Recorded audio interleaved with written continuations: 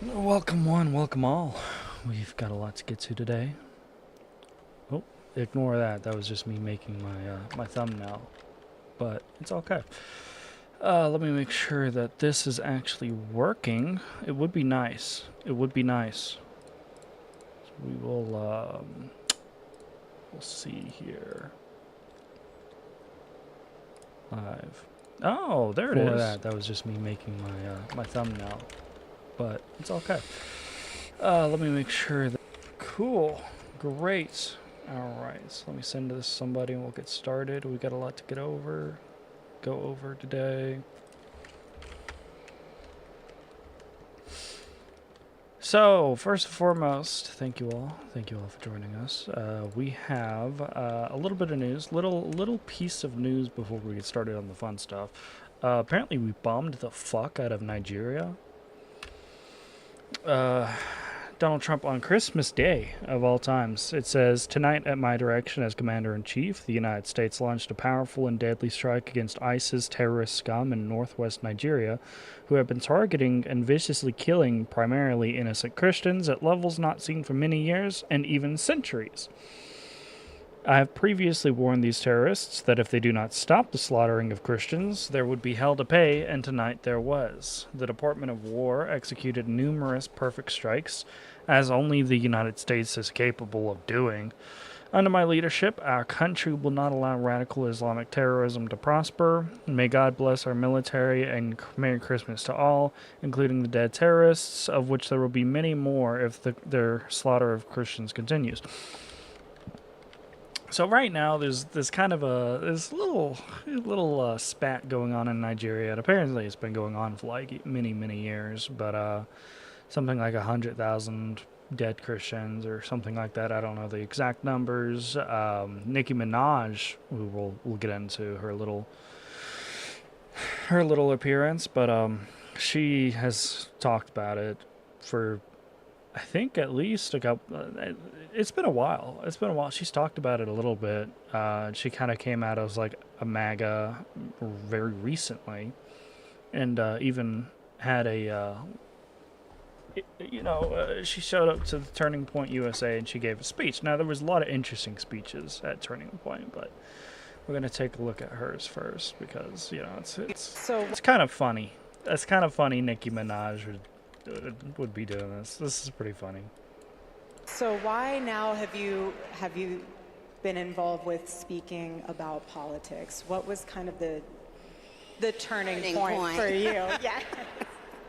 What was the turning point? That was so fucking stupid. Well, I just got tired of being pushed around. Yeah. Sometimes you just get tired of it, and then you realize, wait a minute, I have something inside of me that's stronger than what's out there. That's right. So when you've had enough, you realize, wait a minute, why do I even care about these people and what they think? Who are they? They don't even know who they are. So I'm not going to back down anymore. I'm not going to back down ever again. Amen. And so Erica looked happy. She looked happy. It's kind of a nice change from the, she's been looking very rough recently, especially in interviews and stuff. There's a lot of people making fun of her. I think that's wrong. I don't think you should make fun of Erica just for looking a little perturbed after her husband was assassinated. I feel like that's as good a time as any to look angry and upset all the time. But it was a nice little change. She looked pretty good in this. Yeah, Nicki Minaj, she also spoke on like the Nigeria crisis, the slaughtering of Christians in Nigeria. And there was a couple of other really interesting tidbits. There was so Ben Shapiro spoke, and it was a big controversy, very large controversy, because he basically went up there, gave a speech about how everybody was fucking trash. It was entertaining. It's nice to watch. We'll watch a little bit. Thank you so much. Thank you so much. It's obviously a massive honor to be here at Turning Point USA. It's even more of an honor to follow Erica Kirk, a heroic figure and a true American patriot.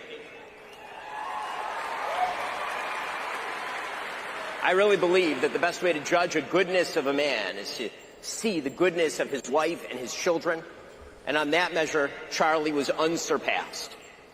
Erica and her children are in all of our hearts. And of course, this is an incredibly bittersweet moment. It's absolutely bitter because of the murder of our friend Charlie Kirk, an irreplaceable human being.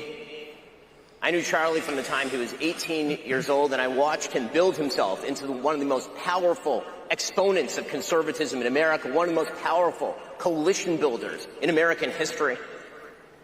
But it's also sweet to see the number of people who continue to remember Charlie each and every day and to carry on his mission.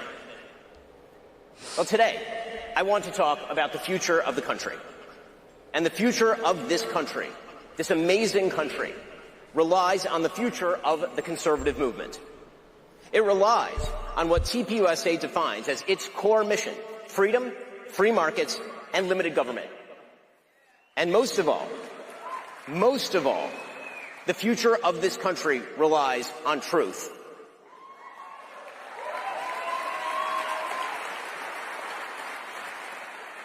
This country relies on truth because victory, true, real, lasting victory, cannot be achieved without truth. Victory without truth is victory for a lie, and that is no victory at all. And unity without truth is no unity. It is merely solidarity in falsehood. You see, we live in a chaotic time, and a time when lots of people are asking lots of legitimate questions about the conservative movement. What ought we to think about the relationship between free markets and traditional virtue? How should we craft a pragmatic foreign policy that spreads our interests and upholds our ideals? What governmental means are appropriate to achieve political ends? All of these questions aren't new, of course. They've been asked for as long as human beings have been talking about politics, thousands of years. And over the course of this conference, you'll hear a lot of opinions on a lot of these questions. I have my own perspectives on them, of course. You can hear them every single day on my show. My fundamental values have been the same for 25 years. Peace through strength on foreign policy. Traditional values on social policy. Free markets with regard to economics. But today, I want to talk about something even more important. How to discern those attempting to speak truth from frauds and grifters.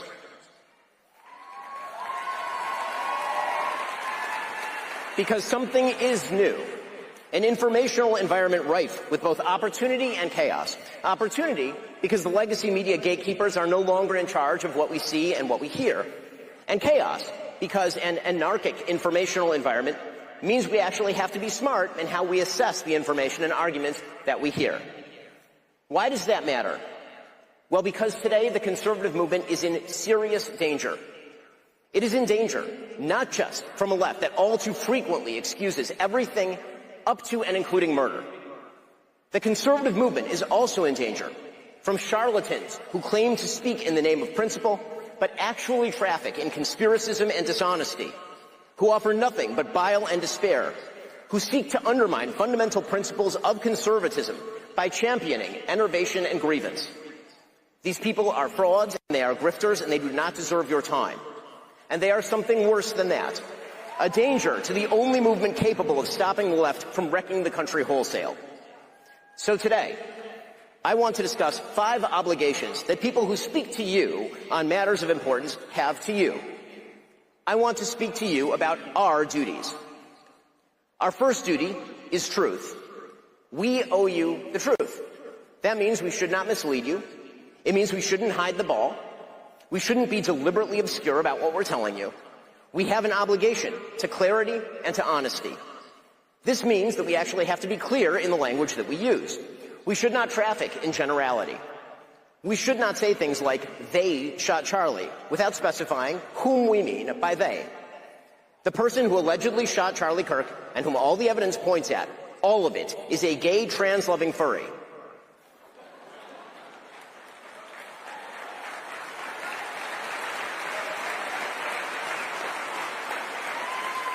If we are going to target ideological movements, we should talk about the fact that the radical trans movement treats all those who oppose it as existential threats.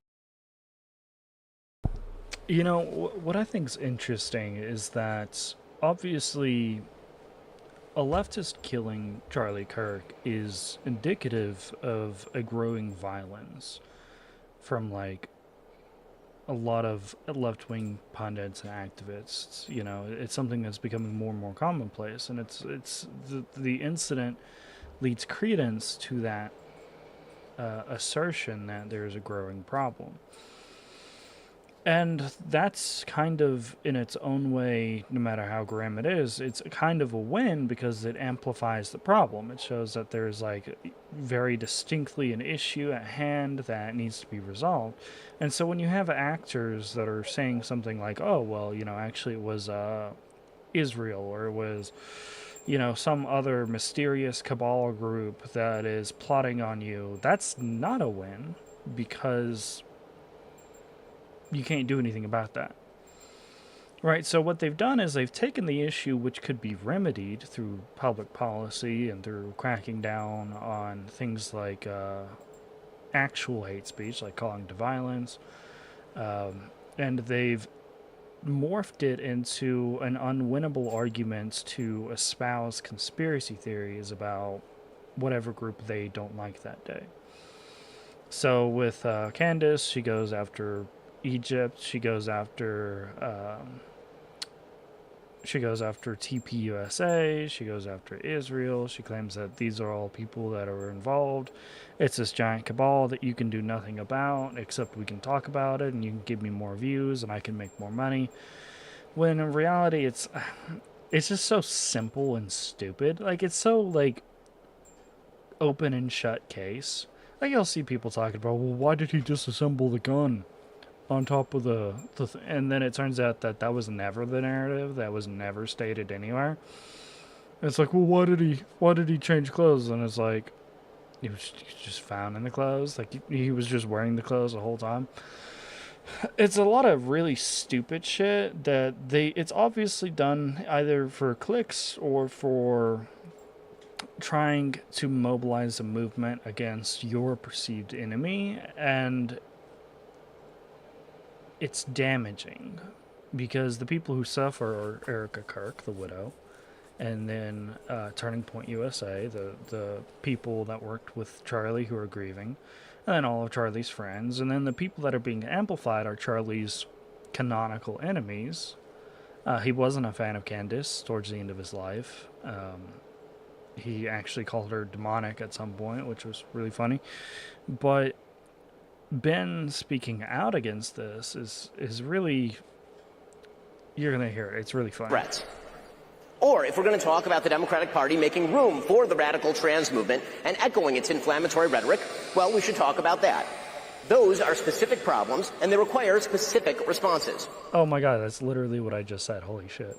I actually haven't watched this, by the way. People say they shot Charlie, however, they are instead trafficking in vagary that results in increased hatred without proposing any effective response. They are fostering despair and rage, and that makes things worse. We must also be honest about what people say and do, regardless of what that means coalitionally. It is the job of politicians to build coalitions. It's the job of those of us who try to shape public opinion to hold politicians to account and to hold them accountable to our values. We must not let fear of audience deter us from telling the truth. We must not let fear of other hosts deter us from telling the truth. So, for example, if Candace Owens decides to spend every day since the murder of Charlie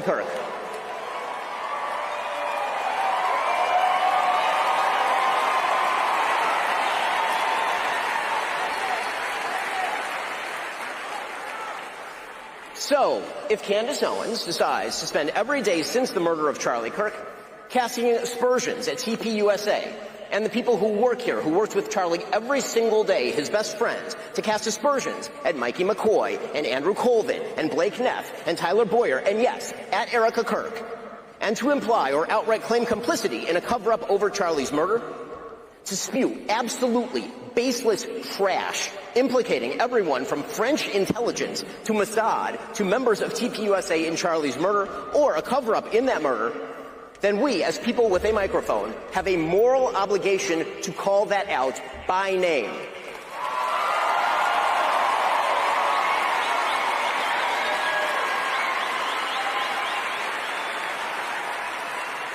Erica Kirk and TPUSA never should have been put in the position to have to defend themselves against such specious and evil attacks, particularly in a time of mourning.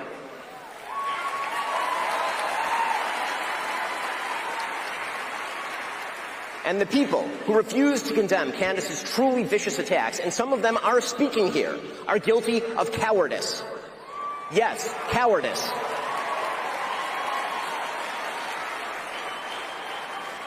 The fact that they have said nothing while Candace has been vomiting all sorts of hideous and conspiratorial nonsense into the public square for years is just as cowardly.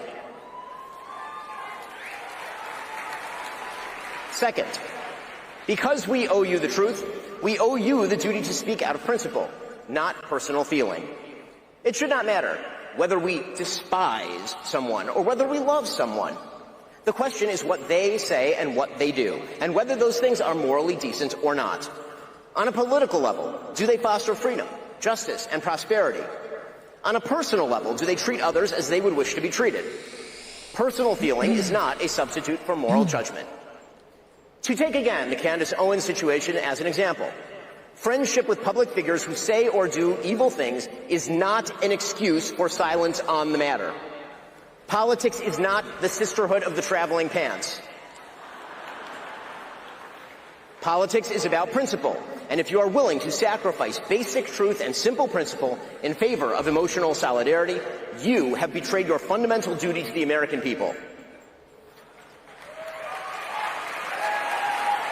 So, a lot of applause, a lot of very excited people. Now, contrast that with, let me see if I can find it here. Tucker Carlson, oh my god, dude. I bet he had like a whole lineup of stuff. I bet he had a whole speech thought out. And he did not get to make it. Agree with that. Most Americans have more in common with each other. Let's see, where is his actual response?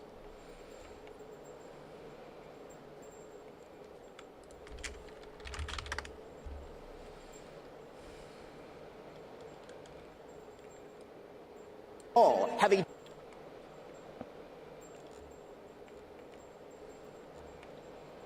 Actually, why can't you answer the question? Why can't you answer that question? Why do you have to imply that some college kid is like some kind of Hitlerite or something because he's asking about an event? Like, what? Not what happened, by the way, for the record. Oh, yeah, here we go. Oh, yeah. Thank you. Whoa. Thank you. You could really count, like, how many people were actually, like, cheering. Walking out is always such a trip at these things. I just got here, and I feel like I missed the first part of the program. Hope I didn't miss anything meaningful. But I just want to say, I don't think I did. No, I'm just kidding. I watched it. I laughed. That kind of bitter, sardonic laugh that emerges from you when, like, Upside Down World arrives. When your dog starts doing your taxes, and you're like, wait, it's not supposed to work this way. To hear The laughter was absolutely deafening, by the way. calls for, like, deplatforming and denouncing people at a Charlie Kirk event, I'm like, what? Never called to deplatform anybody, by the way. Not a single time. This is hilarious. Yeah, this is hilarious. Actually, one of the clips I was listening to myself, thinking as I often do when I hear myself speak, which is never, because I never watch myself, but at these events they always play like the role of you. And I'm like, that guy is pompous. Woo! Sorry about that. We don't see ourselves clearly. So, dude, it's so fucking quiet. But the prediction that, you know, at some point when Republicans took power again, which I did everything I could, you know, to help, I really felt that was important. I still think, I was right. But I really thought that the impulse Cozying up to Mom Donnie, yeah, he did a lot. to deplatform people, or even to use the word platform as a verb, which it's not. It's a noun. Don't steal my nouns. Deplatform and denounce. Why haven't you denounced somebody else? The whole Red Guard Cultural Revolution thing that we so hated and feared on the left that we did everything we could to usher in a new time where you could have an actual debate. I mean, this kind of was the whole point of Charlie. Yeah, okay, so here's why that's fucking stupid, right? Here's why that's fucking stupid. Is because if somebody does something bad and then you're asked about it and you're like, oh, well, it's just their opinion, and you pussyfoot around it because you're a coward, that doesn't mean that you're avoiding what was going on, which was that if you had any opinion, you got deplatformed, banned, you couldn't talk. I don't know if we just got so scared of denouncing bad opinions. Yeah, you should denounce bad opinions, generally. You should do that. And then you should also debate the person. That's what generally you should do. You should do debates with people. But I don't think he's interested in the debate aspect. I think he's just interested in streamlining views that are not so great constantly on his podcast, just letting people spew bullshit and not challenging them on anything. I think that's I just realized I have sauce. That's great. That's nice. Anyways, obviously, there's a difference between what was going on and what should be going on, right? It shouldn't, obviously, there's a free marketplace of ideas. You should make assertions about things and debate it with people, but you should also denounce noticeably bad ideas. You should denounce things that are, noticeably bad for discourse, like straight up anti-Semitism, or peddling in conspiracies that damage actual real people because you want to just ask questions like Candace Owens does. And so this weird newfound fear that we have where, I couldn't denounce anybody because we used to get denounced and denouncement is scary. Except denouncement doesn't have the same effect that it did one day. Back in the day, you would get banned when you got denounced, right? There would be some actual real world consequences. You could lose your job. Now nobody gives a fuck. Nobody gives a shit. Really, nobody does. And they have no problem denouncing things on the other side of the aisle. Like Tucker Carlson will denounce things constantly, all day. He'll denounce things, like the people speaking out against Islamic integration into the U.S. He denounces that. He says that that's a bad thing to talk about. But when it comes to something that he's doing, he doesn't want to be denounced at all. So he wants to denounce other people, but he doesn't want to be denounced. It's a stupid ass game. Kirk's it's fucking stupid. Public life, and I think that he died for it. I really believe that, and I know a lot about it because the last several months of Charlie's life were devoted in part to arguing about this event, in fact, this speech, in fact, my speech here. You see how he conflates, somebody saying that's a bad opinion?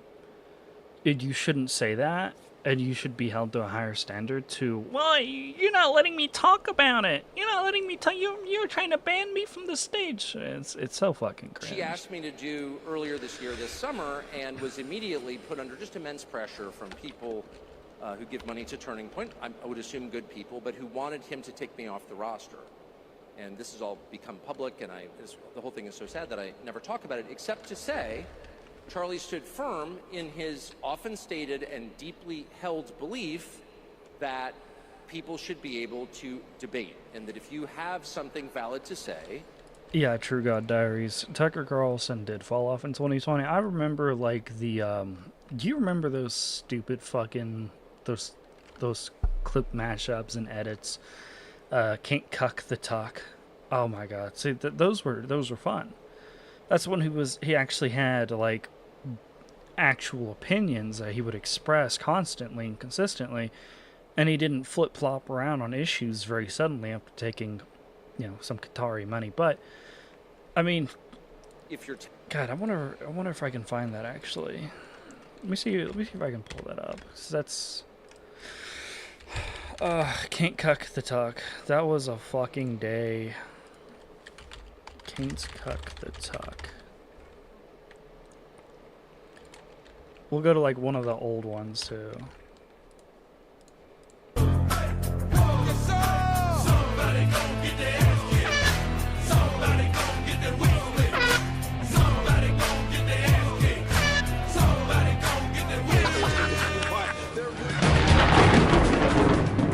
And now it's time for Twitter Storm, our nightly forecast of social media's most intense weather patterns.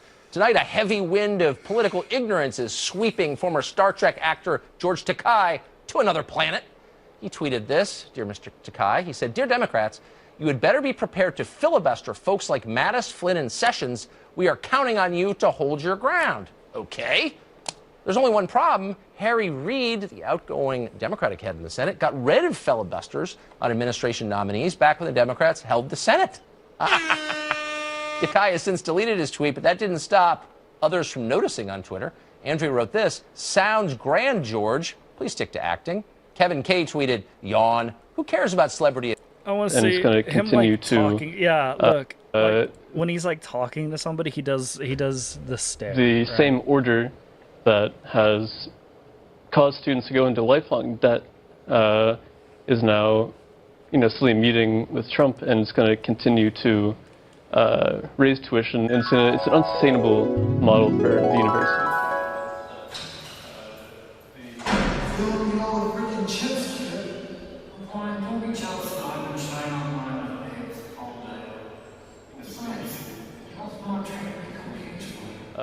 Raise tuition, and it's an unsustainable model. He used to be so good, dude. Oh man, what a fucking downfall. Like him and iDubbbz, and I'd say even H3H3 used to be really fucking funny back in the day. He's not so funny. I mean I don't mind H3H3, especially now that he's had kind of his like he's getting pushed to the other side, but back in the day, he used to be, all these people used to be so fucking funny and good, and it's like all of them have been just demolished by themselves. Like, they've just ruined themselves. Anyways, so Candace Owens took to her show because obviously she wasn't invited to the TPUSA event because she's a blubbering retard, and really... you can't trust her on that stage. She might fall off or something, Poor gal, doesn't know what's going on. But she took to her show to talk about being called out by Ben and... Because what you really believe in is Baal Berith. That's what your people believe in. You believe that you are contract lords and that people are not allowed to violate contracts or you will ruin them for years. You fire someone and you effectively stalk and harass them for years after. I'm here to let you know that I'm done with it. I am done with it. This one is so fully off of the mother effing plantation. Truly, Ben Shapiro, fuck you and the midget horse that you rode in on. And I say that on behalf of the world. I know you're going to get applauded by Konstantin Kisin and Andrew Christ is King Clavin and all of the people, the men who have to keep applauding what you do like you're a 4-year-old to make you feel good. But the rest of the world can't stand you. You're obnoxious. You have absolutely no values that exist outside of the Talmud. You describe yourself as a Talmudic Jew, and I've learned what's in that Talmud, and I encourage other people at home to learn what is in that Talmud so that you know what better. Oh my god, so here's the lore. Here's the lore, because this is really fucking funny. That book that's a translation. It was originally written in, I think, German during like the early 20th century or something like that. And it just like made shit up, because this was back before we had like translations of things, right? So like we didn't have like the amount of access that we currently have to things. So like you couldn't go to like Sefaria.org and like look at the Talmud yourself and like read the Talmud yourself and like read the commentary on the Talmud and like, you know, like discern whether or not you think some of the contents are good or bad. Obviously, it's a very complicated book. It's like a legal debate, so there's going to be like people debating the bad argument and then people debating the good argument, and then like, you know, they come to a conclusion. But before they had those translations and widely accessible, this guy wrote this book, The Talmudic Jew, and he basically just like made up quotes from the Talmud and was like, yeah, you know, this is what they believe. This is like level 10 tier anti-Semitism. Like the fact that you can't even buy that book, by the way. Like they don't sell that on normal websites. So like you can't just like pick up a copy from Amazon.com. Like you gotta search for it. Like hang on, let me see if I can actually the Talmudic Jew book. That specific copy, no, not seeing it anywhere. Der Talmud Jude.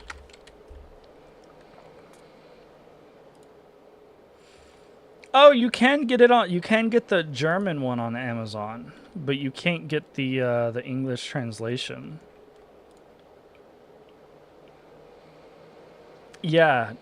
Okay, so it looks like you can find the German version, but not too many copies of the English. Whatever that copy is, I don't even know. Ben thinks of you because he doesn't just hate me, he hates you too, white men. He hates all black people, okay? If he's following the rules of the Talmud, I mean, when I say hates, they think that we're animals, that they have a right to own us, that they have a right to make us worship them, that they have a right to lie to us, that they have a right to sue us and take everything that we have, that they have a right to deceive us, that they have a right to treat Charlie the way that he treated Charlie while he was alive, only to then try to defraud the population into thinking that he is somehow a part of his legacy. So I don't know if you guys have ever seen the graphic. There's a graphic that she's basically getting that from. It's really funny. So, parts of the Talmud where a guy says you can lie to Gentiles.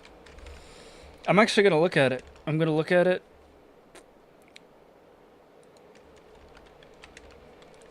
Okay, so Bava Kama 113a falsely summarizes Jews may use lies to circumvent a Gentile.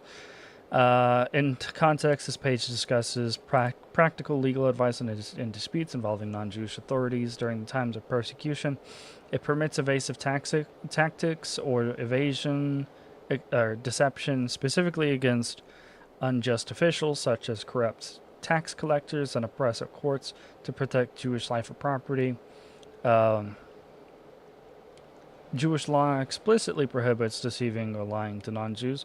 Chulin 94a, it is forbidden to deceive your fellow creatures, even a heathen.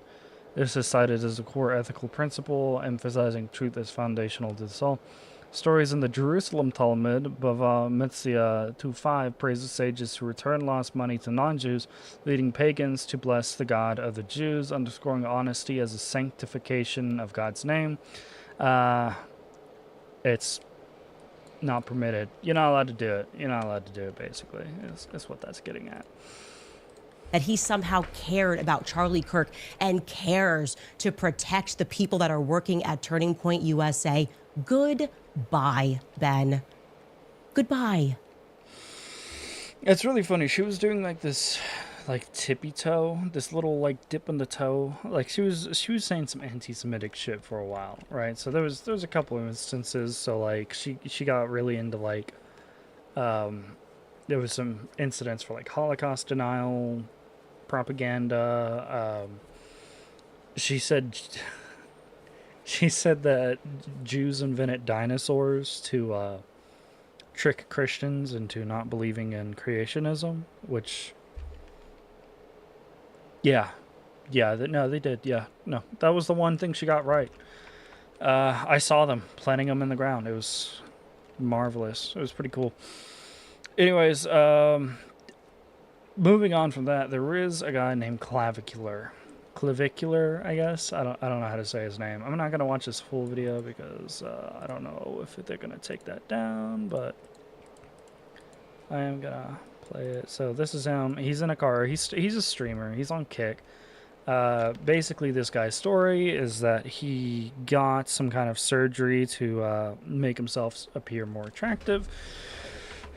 And then he, like, persuaded people that he just hit himself in the face with a hammer, and that it just, like, did that, which is really fucking funny. But he's seen as, like, more of a right-wing streamer.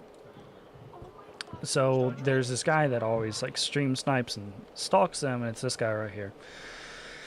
And he climbs onto their car, and he's screaming, and he's pulled a gun on this guy in the past. Like, it's gotten, like, very bad, apparently. And so he's jumping on... Oh, and they start moving the car. I'm not going to play the rest, but you can kind of guess that he ran the guy over. Now, this was in Florida, and so the police were like, hey, cool, man. Because it's fucking Florida. You just do that in Florida. No restrictions. You just run people. It doesn't matter. You just run them over. And there was a huge outrage about this. There was a lot of people on the internet mad. And I think, realistically, if somebody, like, jumps on your vehicle to, like, prevent you from leaving, and you've obviously had, like, a history with this person, or this person, like, acting in this way, like, I don't mind it. I don't mind it. You know, from a legal standpoint, I think that there's... some laws in Florida that make it more palatable, make it kind of not illegal. But from, like, a moral standpoint, I mean, think of it if this was a woman streamer and a guy jumped on her car, nobody would have an issue with this at all. Like, not a single person would be speaking up about this. They'd just give it a you go, girl. You know, they would move on with their lives. But since it's a right-wing streamer, and since it's a guy, he's kind of a frat bro, they got really upset about this. But, you know, I don't really care. I don't really care now.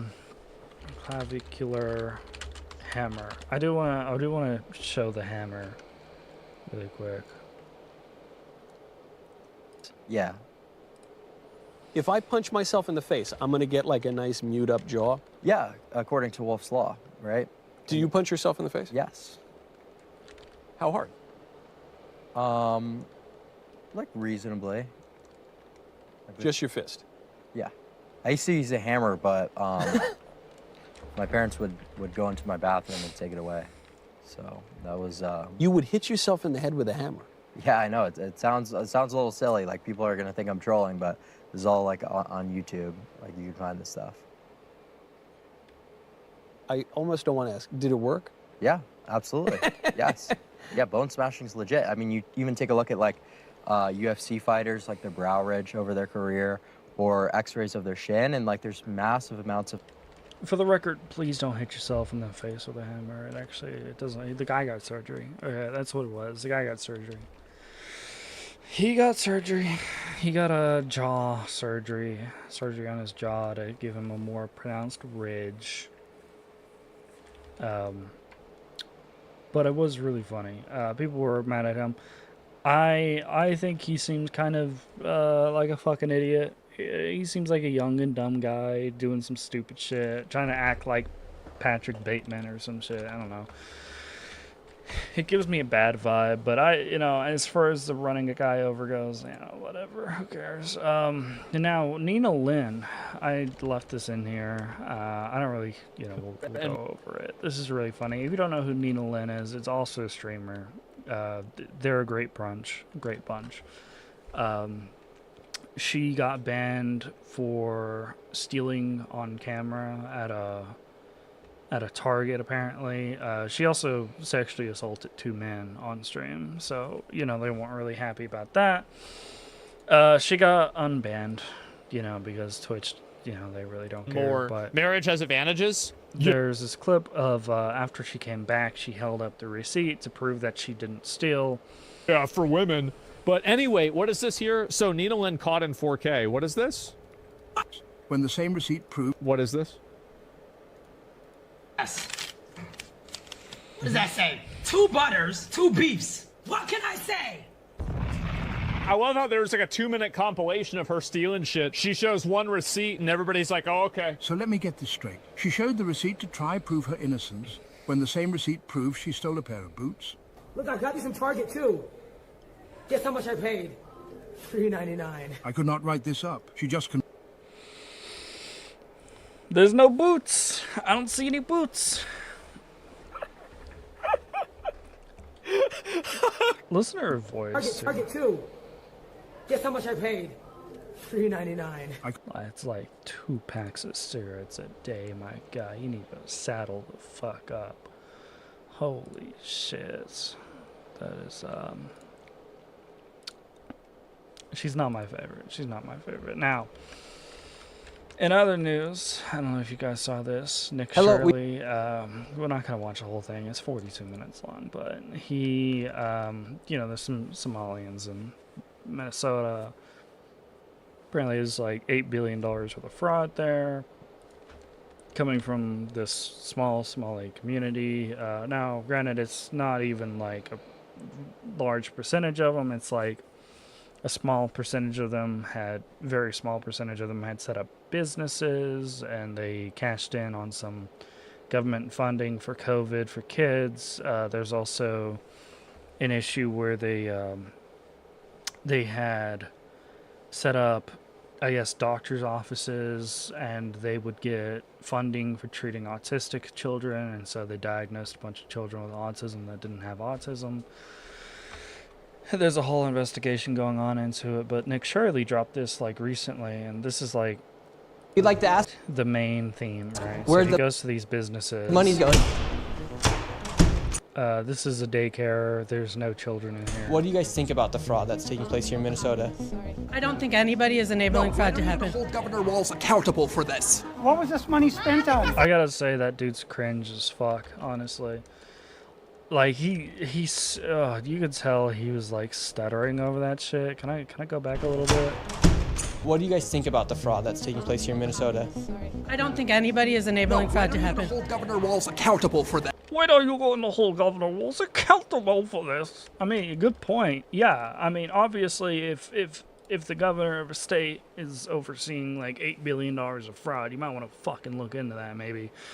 How much did he know? When did he know? There's been allegations from a couple different departments saying that basically there was, you know, intimidation for people who are whistleblowing on this. What was this money spent on? 1.26 million. What was that money spent on? There aren't any kids. Answer the question. Are there children? There's no children inside this building. Potentially the largest fraud scandal in U.S. history is taking place in Minnesota, as literally billions of dollars. Oh, 18 billion. Oh, I said 8 billion. Dollars have been funneled through Somali-ran fraudulent businesses. So much fraud, it could actually almost replace the entire GDP of Somalia. These fraudsters have worked hand in hand with the Minnesota government. Which, if you don't know, 50% of Somalia's entire GDP or entire wealth is based off of something called remittances. So that's where somebody comes to America, they work in America, they make money in America, and then they send the money back to their country of origin, and it's called a remittance. There's a large amount of remittances in the U.S. It's like billions of dollars every single year. And Somalia in particular, in this incident, apparently a lot of money was sent to something called Al-Shabaab, which was it's a terrorist group within Somalia. So basically the Minnesotan taxpayers funded a terrorist group in Somalia for some reason. As they enabled billions of dollars to be... We're not going to watch it, but that is the point of it. Now, FBI Director Kash Patel announced he has surged agents to Minnesota to combat the widespread fraud unearthed by journalists like Nick Shirley. Agents have recently been raiding Somali healthcare businesses, and there's actually a clip of Nick Shirley going in there and being like, "Hey, I'd like to help some healthcare," and they're like, "No." So pretty good.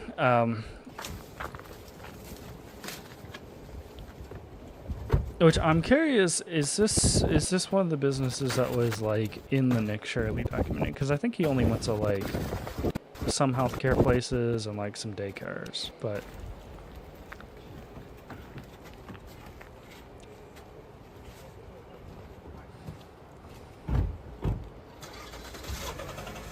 good for them. Now this is where we get into a 1,000 IQ move by Israel. This is so fucking funny. This is probably the funniest shit you'll see in a while. So Israel made the news recently because they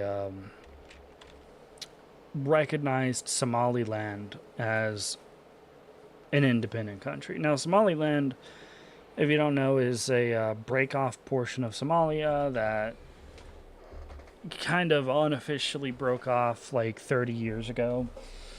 And it's been like this whole... They've been trying to get some kind of support from a foreign nation to recognize them as an independent country for a while.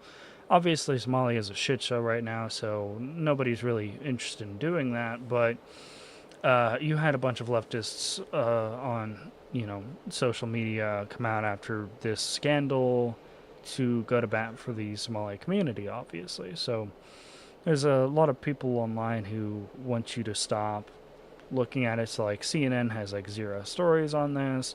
A lot of major outlets just aren't covering this. But we're past the age of actually relying on the media to provide us with anything, and so it's come to the people anyways. People are starting to see this en masse, and so these leftists obviously are going really pro-Somalia right now.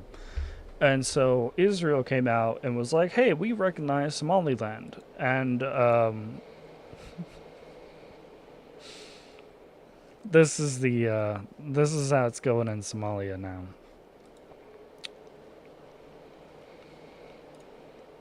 So this is they've turned this tower into, I guess, the Israeli flag.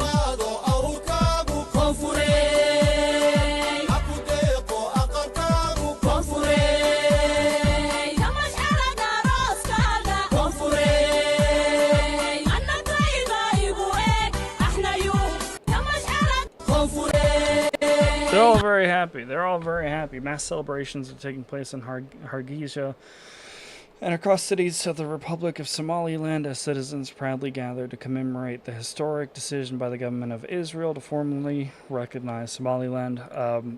And I have a proposition. I think it would be so funny if Israel... So, like, you know how, like, leftists...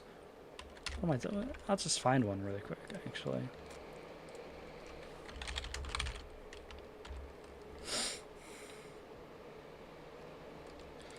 Can I just look up the Somali flag? Free Somalia.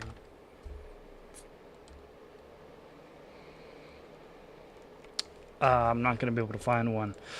I don't have any left-wingers on my page. Fuck. Left-wing society, let's say. Okay, I'm not going to find one, but normally if you see somebody like really mad on X who is trying to show support for various countries, they'll have like all the flags. I think Israel should just go down that list. Like, Ukraine already likes Israel, so they have Ukraine. I think they should just go through that list of like these flags, like these countries that people are trying to like represent, who are going through some kind of hardship, and they should just like get them to love Israel, like just do something for those countries, and see how fast those flags come down when the government like thanks Israel or some shit like that. I think it'd be so fucking funny. Like, I'm surprised after Ukraine started to like be very nice to Israel and started like representing Israel a lot. I'm surprised that they didn't switch to like Russian flags or something. Actually, yep. Oh, yep.